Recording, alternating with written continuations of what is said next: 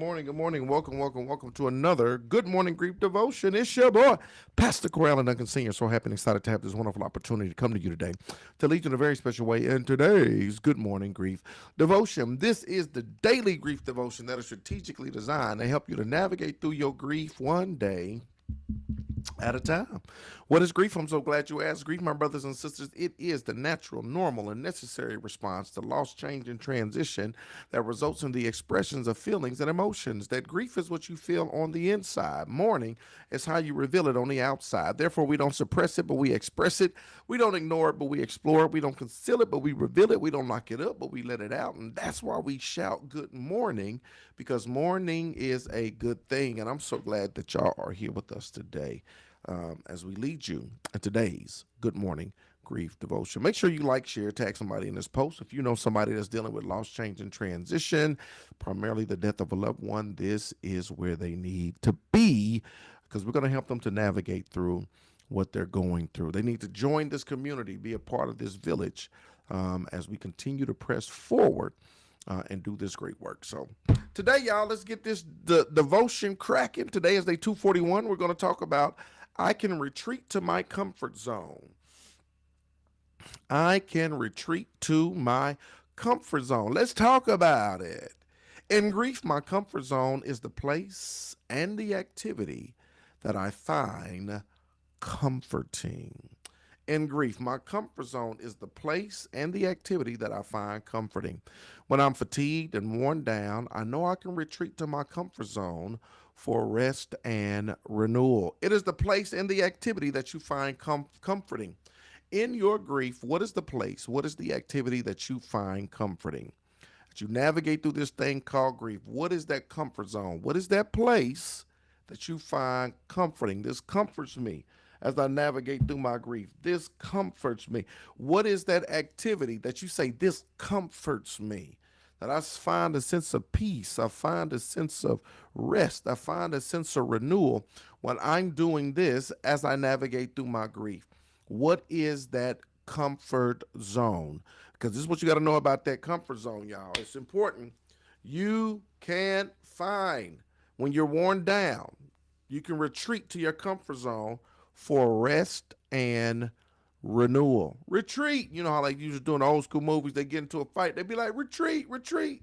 It's getting too hard. Things is getting it's too much going on. Retreat, retreat. So they would run. They would run away. Sometimes when it comes to grief, it gets too intense. It gets too hard. You having a bad day. You going through. You need a place you can retreat to. You need an activity that you can retreat to. Now, let me say this. It needs to be instrumental and not detrimental. It needs to be something constructive and not destructive. It needs to be something that will comfort you, yes, but at the same time, something that won't I don't want to say kill you, but you understand what I'm saying.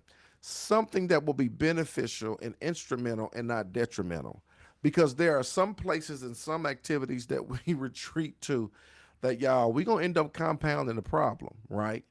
If your place or your activity is the bottle, right? Or if it's shopping, right? If it's something like, we need to find we need to find a safer place in another activity. Because oftentimes we can compound the problem. You don't want to compound the problem. You don't want to go through grief and be $10,000 in debt, right? You don't want to navigate through grief and you don't put on 100 pounds because you done sought safety and shelter and comfort food. You don't want to go through grief and go through this over here because we've compounded the problem and adding to the issue, right? But there are some comfort zones that are safe places and safe spaces for you to run to, for you to go to, for you to turn to as you navigate through this thing called grief, right?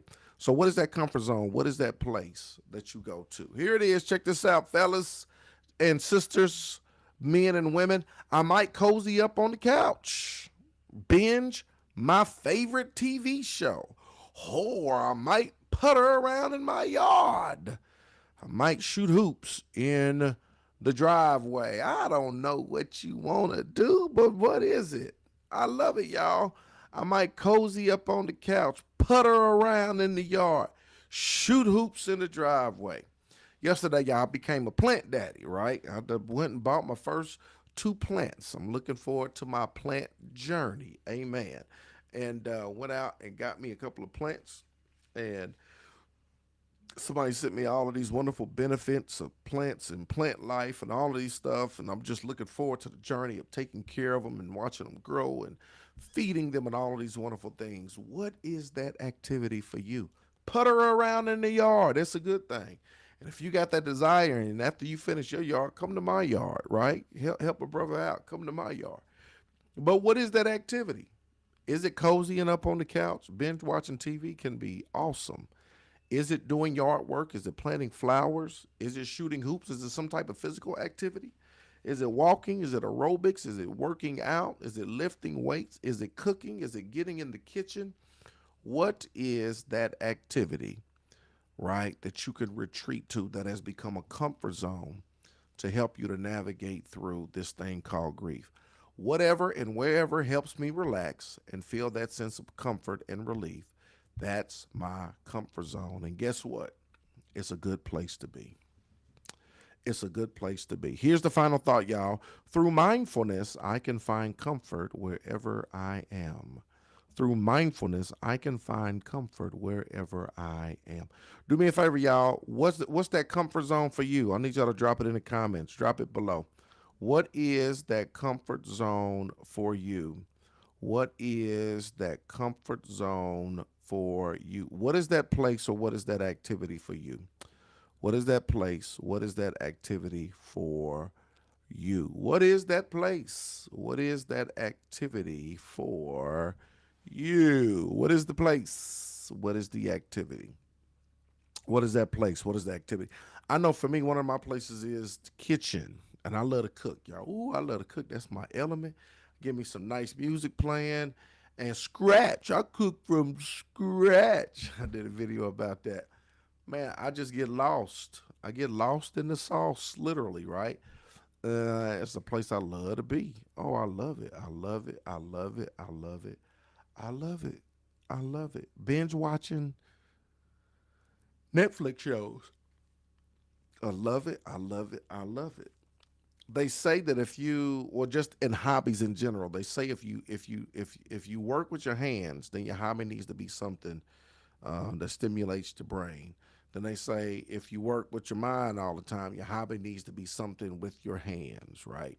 So I know for me, and working just a lot of mental work, a lot of talking, talk, preach, counseling, talk all day. So I enjoy silent moments because all I do is talk all day, right? And so binge watching TV, where it's mindless behavior, I don't have to think, I don't have to process, I don't have to analyze. I could just sit there and watch. Cooking is the same thing, right? I ain't got to talk. It's just me and this food. I'm about to create something, a masterpiece, right? And so that's me. Walking, cooking, mindless behavior. I love it. Mr. Miller said going to the gym. I love it. I love it, Mr. Miller. Football field. I see you, Telly Davis.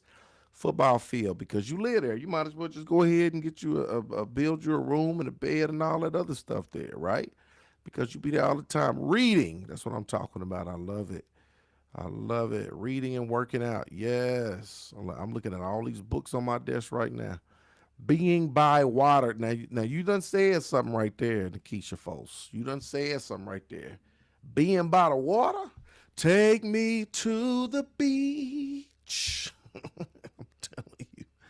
Being by some type of body of water, boy, that's it right there. Sitting in my chair, I see you, Miss Linda. Long walks. All right, Stacia. Legos. Look, Legos will get it done every time. Watching movies in the loft. Come on, it's specific. Specific in the loft.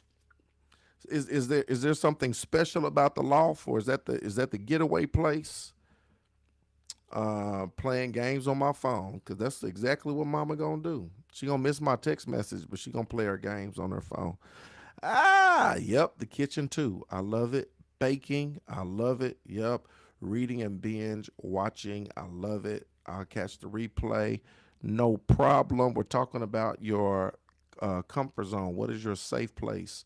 What is that activity? What is that comfort zone that you can retreat to when the grief gets a little too get a little too intense. Crafting, I see you, Carmen Kennedy. Yes, all of these wonderful things are wonderful places. Just know what these go-tos are. So when you're navigating through your grief journey, when you need a minute, when you need a time, music, yes, music. Oh my God, music is so good, especially if it's all type of music, but that '90s R&B is just something else. That's where we would go to watch movies. Got you. I knew there was something symbolic about that. That's beautiful. So just be mindful of this, y'all. When you're navigating through grief, when you're navigating through this season, you know these are my go-tos. And keep this in mind. You need to do these two, three, four, whatever you got, because you want your comfort zone to be instrumental and not detrimental, right? You want it to be something that's beneficial, something that's going to be constructive and not destructive, right? You don't want it to be destructive. We don't want to compound the problem. We need healthy coping mechanisms, things to help us to navigate through the grief that we're experiencing. So being quiet and reading, I love it. I love it. Keep these in mind and just know when it gets too intense, when things get heavy, when things are heavy on your mind, retreat. Retreat to those comfort zones. This is my third session in my grief class in my church. So I love being around other people that's grieving like me. Yes, that's community. You find community. We journey together, right? We grieve together. We go together. We journey together. That can be very comforting and very beneficial as you navigate through grief. So I love it. I love it. I love it. I love it. Well, I appreciate y'all. I love y'all with the love of the Lord. Remember, today is day 241. We're talking about I can retreat to my comfort zone. Keep going, keep growing. Remember, this is the daily grief devotion that is strategically designed to help you to navigate through your grief one day at a time. Keep feeling, keep revealing, keep healing. We gonna make it. I love y'all with the love of the Lord. Let's go.